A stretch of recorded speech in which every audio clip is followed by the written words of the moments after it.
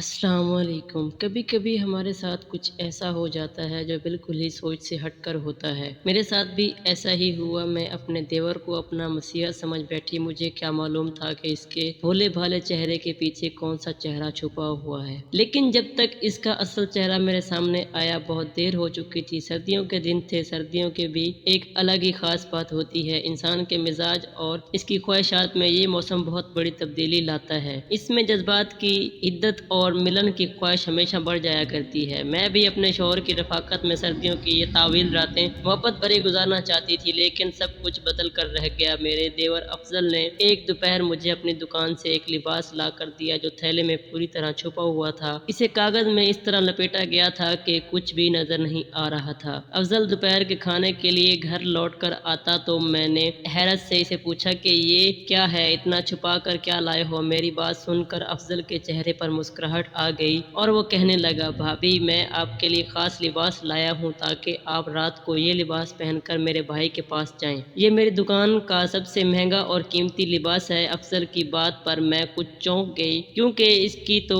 Under garments کی دکان تھی، پھر وہ میرے لیے کیا لایا تھا؟ مجھے کچھ شرم کا احساس بھی ہوا تھا اور کچھ تعجب بھی۔ افضل مجھے بھلا کیا لا کر دے سکتا ہے؟ میرے چہرے کے تاثرات دیکھتے ہوئے افضل کہنے لگا کہ بھابی کل رات آپ کی اور بھائی کے درمیان جھگڑے کی آواز میرے کمرے تک آ رہی تھی۔ میں جانتا ہوں کہ بھائی آپ سے ناراض ہیں، اسی لیے میں اپنی دکان سے یہ خاص لباس آپ کے لیے لایا ہوں۔ آپ اسے پہن کر بھائی کو خوش کر دیں۔ افضل تو مجھے پکڑا کر چلا گیا، لیکن میں سوچ میں پڑ گئی کیا کروں۔ ساتھ ہی ساتھ مجھے بہت زیادہ شرم کا احساس ہو رہا تھا، اور پھر جیسے ہی کمرے میں جا کر میں نے شاپر کھولا میری آنکھیں حیرت سے پھیل گئیں، لیکن اس میں جو لباس موجود تھا وہ ایک دیور کم سے کم اپنی بھابھی کو تحفے میں نہیں دے سکتا تھا۔ افضل پٹھان ہے، میرے لیے یہ کیسے لایا تھا؟ شاید افضل نے میرے اور اکرم کی لڑائی کی وجہ سے یہ قدم اٹھایا تھا۔ میں نے سوچا کہ یہ لباس پہننے میں کیا حرج ہے، ویسے بھی افضل نے مجھے یہ لباس میرے شوہر کے لیے لا کر دیا ہے۔ میاں اور بیوی میں کیسا پردہ! اور پھر میں افضل کی کوئی بات ٹال نہیں سکتی تھی کیونکہ یہ اکرم کا حکم تھا کہ میں اس کے چھوٹے بھائی کی ہر بات مانوں اور اسے کسی شکایت کا موقع نہ دوں۔ رات کو جب اکرم گھر لوٹے تو میں نے اس کو خوش کرنے کے لیے وہی مختصر سا لباس زیب تن کر لیا جو افضل نے مجھے اپنی دکان سے لا کر دیا تھا۔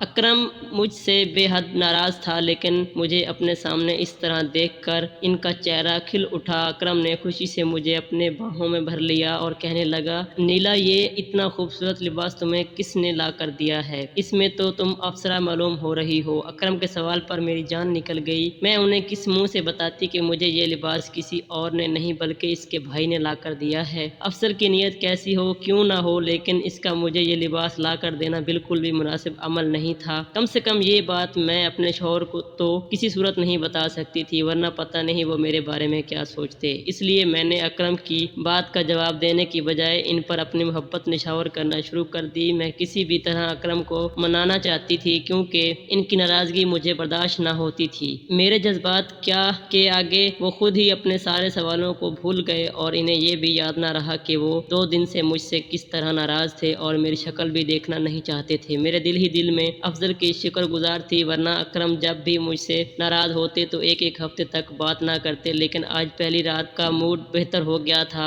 اور وہ مجھے اپنے سامنے اس روپ میں دیکھ کر ساری ناراضگی بھول گئے تھے۔ اگلے دن اکرم ہمیشہ کی طرح صبح ہی گھر سے نکل گئے اور افضل بعد میں سو کر اٹھا کیونکہ اس کے انڈر گارمنٹس کی دکان تھی جو صبح 12 بجے کے قریب کھلتی تھی اور وہ 11 بجے تک گھر میں ہی رہتا ہے۔ میں اس کے لیے ناشتہ بنا رہی تھی، وہ پیچھے سے باورچی خانے میں چلا آیا اور کہنے لگا، بھابی رات کو آپ کے کمرے سے کسی جھگڑے کی آواز نہیں آئی، لگتا ہے اب سب کچھ ٹھیک ہو گیا ہے۔ اس کے چہرے پر عجیب سی مسکراہٹ تھی۔ میں اس کی اس بات پر جل بجھ گئی اور کہا، یہاں تمہارے بھائی کا مزاج ٹھیک ہو گیا ہے؟ افضل کہنے لگا، بھابی آپ مجھے بھائی کا پسندیدہ رنگ بتا دیں، میں آپ کو اسی رنگ کا خاص لباس لا کر دوں گا، پھر دیکھیے گا بھائی کیسے آپ کی محبت میں دیوانے ہو جائیں گے۔ افضل کی بات پر میرا چہرہ شرم سے گلابی ہو گیا۔ میں نے افضل سے کہا کہ اس کو کوئی ضرورت نہیں، تمہارا بھائی اب ٹھیک ہو گیا ہے۔ افضل اچانک ہی میرے قریب ہوا اور آہستہ سے کہنے لگا، بھابی آپ کی نئی شادی ہے، کچھ ہی تو مہینے ہوئے ہیں، بھائی کو اچھی طرح قابو میں کر لیجئے کہ ایسا نہ ہو کہیں کوئی اور بھائی کی زندگی میں آ جائے، ویسے بھی بھائی کی پرسنالٹی اور پیسہ کسی بھی لڑکی کو ان کی طرف کھینچ سکتا ہے۔ افضل کی بات سن کر میں خوف زدہ ہو گئی کیونکہ وہ 100% ٹھیک بات کر رہا تھا میں نے بھی تو اکرم کی شکل اور پیسہ دیکھ کر ہی اس سے شادی کی تھی۔ مجھے سوچوں میں غرق دیکھ کر افضل کہنے لگا، آپ فکر نہ کریں، میں آپ کو ایک سے بڑھ کر ایک خاص لباس لا کر دیا کروں گا، آپ بس پہن لیجیے گا اور پھر دیکھیے گا، عورت شوہر کو قابو میں رکھنے کے لیے یہی تو کرتی ہے۔ میری دکان پر روز ہی ایسی کوئی نہ کوئی عورت آتی ہے جو اپنے شوہر کو خوشی کے لیے ایسے لباس خریدتی ہے۔ میرا کام ہے ایسے لباس فروخت کرنا، اس لیے آپ کو مجھ سے شرمانے کی ضرورت نہیں ہے۔ دکان پر آنے والی عورتیں مجھے اپنی پسند اور مرضی بتا کر ہی خریدتی ہیں۔ افضل کی بات سن کر میں راضی ہو گئی، کیونکہ میں بھی اکرم کو صرف اور صرف اپنی طرف مائل رکھنا چاہتی تھی۔ بہت ہی مشکل سے تو میں نے اکرم سے شادی کی تھی، ورنہ میرے لیے تو چپڑاسی اور چوکیدار جیسے لڑکوں کے رشتے آیا کرتے تھے، لیکن مجھے کیا معلوم تھا کہ اکرم کی بات مان کر میں اپنی بربادی کو دعوت دے رہی ہوں۔ یہ جان کر آپ کے بھی رونگٹے کھڑے ہو جائیں گے کہ میرا دیور مجھے یہ خاص لباس پہنا کر رات کو میرے ساتھ کیا کرتا تھا۔ میرا نام نیلا ہے، میں ہمیشہ سے بہت فیشنیبل اور اپنی نمائش کرنے والی لڑکی تھی۔ مجھے خوبصورتی پر ناز تھا اور مجھے لگتا تھا کہ میں اپنی وجود اور اپنے حسن کی نمائش کر کے کسی بھی مرد کا دل موہ سکتی ہوں۔ میں بد کردار نہیں تھی، بس غریبی سے بیزار تھی، اور اسی بات نے مجھے تھوڑا سا بے شرم بنا دیا تھا۔ اور پھر میری ملاقات اکرم سے ہوئی۔ اکرم کے پاس ایک بڑی سی گاڑی تھی اور وہ اسی گاڑی میں اکثر ہمارے محلے میں آیا کرتا تھا۔ یہ تو میں نہیں جانتی تھی کہ وہ یہاں کیوں آتا تھا، لیکن میری نظر اس کی بڑی سی گاڑی اوپر جم گئی تھی۔ اکرم کے ٹھاٹھ باٹھ دیکھ کر ہی یہ اندازہ ہو جاتا وہ ایک رئیس انسان ہے، اور میں ایسے ہی کسی شخص کی تلاش میں تھی جس سے شادی کر کے میری زندگی میں کسی چیز کی کوئی کمی نہ رہے۔ میں نے اپنی خوبصورتی کو اپنے فیشن سے زیب نمایاں کیا اور تنگ لباس پہن کر اکرم کے راستے سے گزرنے لگی۔ مجھے یقین تھا اکرم کی نگاہ مجھ پر ضرور ٹھہرے گی، اور ایسا ہی ہوا۔ میرا دراز قد، لمبے کھلے بال اور متناسب وجود اکرم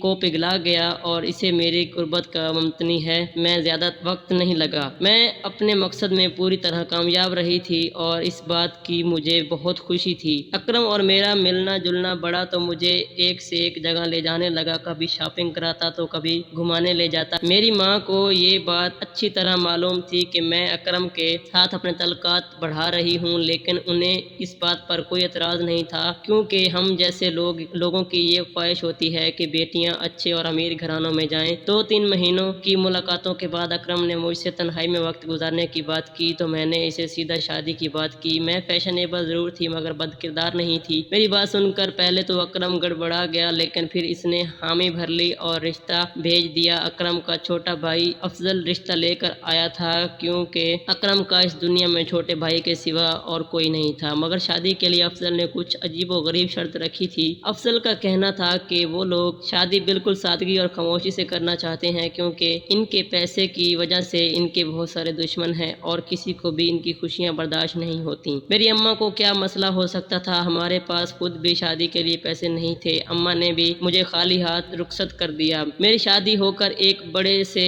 گھر میں آئی تھی اور اس شہر کا ایک پوش علاقہ تھا، لیکن میری شادی ایسے ہوئی تھی کہ شاید پڑوس والوں کو بھی خبر نہ ہوئی۔ حیرت کی بات یہ تھی کہ اتنے بڑے گھر میں نوکر چاکر نہیں تھے، بلکہ افضل گھر کا سارا کام خود ہی کیا کرتے تھے۔ شادی کے بعد میں نے سارا گھر سنبھال لیا۔ یہاں آ کر میں بہت خوش تھی، کیونکہ نہ ہی کھانے پینے کی کوئی کمی تھی اور نہ ہی کوئی روکنے ٹوکنے والا میرے گھر میں۔ تو اماں مجھے زیادہ فیشن بھی نہیں کرنے دیتی تھی اور میرے سجنے سنورنے پر بھی انہیں بہت غصہ آتا تھا، مگر یہاں نہ ہی اکرم نے مجھے کبھی ٹوکا تھا اور نہ ہی میرے دیور افضل کو میری کسی بات سے کوئی مسئلہ تھا، بلکہ وہ تو مجھ سے بہت خوش تھا اور کہتا کہ میرے آنے سے گھر میں رونق آ گئی ہے۔ لیکن جیسے جیسے شادی کو 3 دن گزرے تھے، میرے اور اکرم کے درمیان دوریاں بڑھ رہی تھیں۔ اکرم چھوٹی چھوٹی بات پر ناراض ہو جایا کرتے تھے اور ہفتوں میرے قریب نہ آتے، نہ ہی مجھ سے بات کرتے۔ کبھی کبھی تو مجھے بلا وجہ سمجھ نہیں آتی کہ مجھ سے کیوں ناراض ہوتے ہیں۔ مجھے اکرم سے محبت ہو گئی تھی اور ان کی ناراضگی مجھے برداشت نہ تھی، اور پھر یہ خوف بھی ستاتا تھا کہ جس طرح میں نے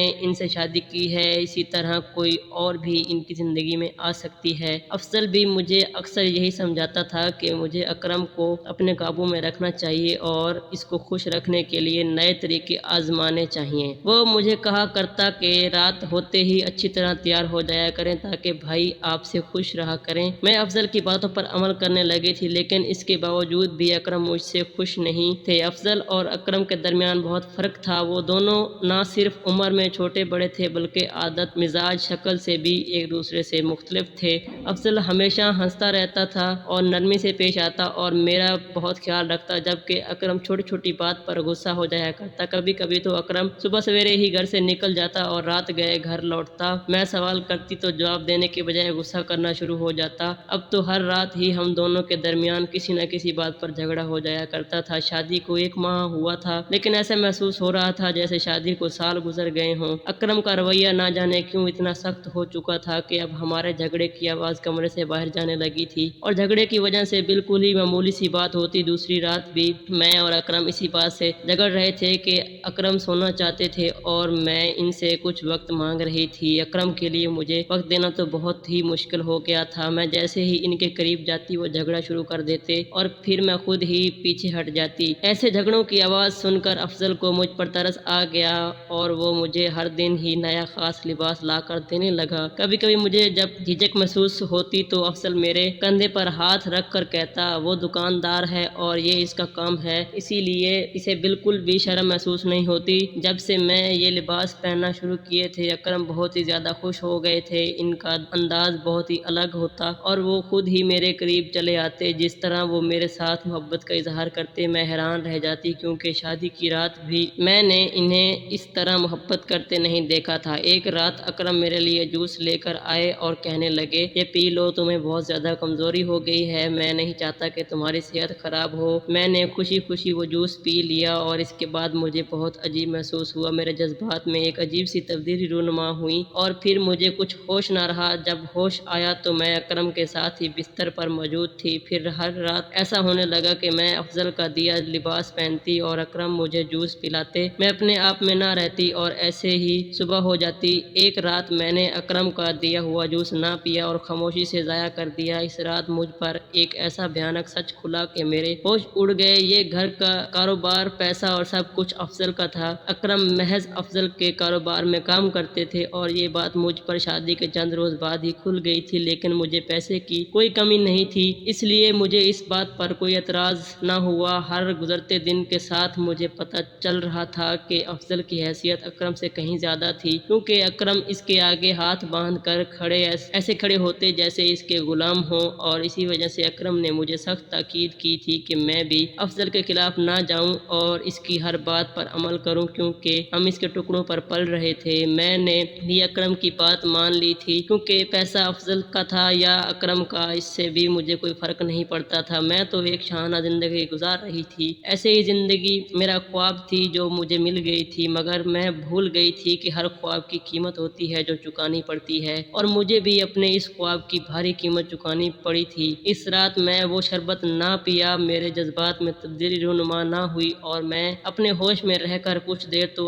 अकरम मेरे साथ वक्त गुजारते रहे और इसके बाद कमरे का दरवाज़ा खुला और अफजल कमरे में चला आया। मैंने जानबूझकर बेहोशी का नाटक किया हुआ था, क्योंकि मैं अकरम को नाराज़ नहीं करना चाहती थी, लेकिन मुझे ये मालूम नहीं था कि मुझे कुछ ऐसा देखने को मिलेगा। अफजल के कमरे में आते ही अकरम मुझे छोड़कर पीछे हटा और हाथ बांधकर अफजल के सामने खड़ा हो गया। इसके बाद जो कुछ अफजल ने कहा कि सुन के मेरे कानों से धुआं निकलने लगा और कुछ ही लम्हों में अकरम कमरे से निकल गया और अफजल बिस्तर पर आकर मनमानी करने लगा। अफजल का ये रूप मेरे लिए बहुत ही भयानक था और ये सब बर्दाश्त करना भी मुमकिन नहीं था, इसीलिए मैं फौरन उठ गई और इसे धक्का दे दिया। मुझे होश में देखकर पहले तो अफजल हैरान हुआ और फिर मुस्कुराकर कहने लगा, अच्छा हुआ भाभी जी, आप खुद ही सारा सच जान गई हैं, अब हमें ज़्यादा परेशानी नहीं होगी और सारा काम बहुत अच्छी तरह होगा। मैंने अकलाते हुए अफजल से पूछा कि कौन सा काम? खौफ से मेरे सारे जिस्म से पसीना बह रहा था। अफजल हंसते हुए कहने लगा कि इतने बड़े घर में इतनी शाना जिंदगी ऐसे ही तो नहीं मिलती, हर चीज़ की एक कीमत होती है और तुम्हें ये सब कुछ तुम्हारी खूबसूरती के बदले मिला है। अफजल ने जो बात की थी इसके बाद इतना तो मैं जान ही गई थी कि अफजल और अकरम भाई नहीं हैं, बल्कि अकरम अफजल का नौकर है,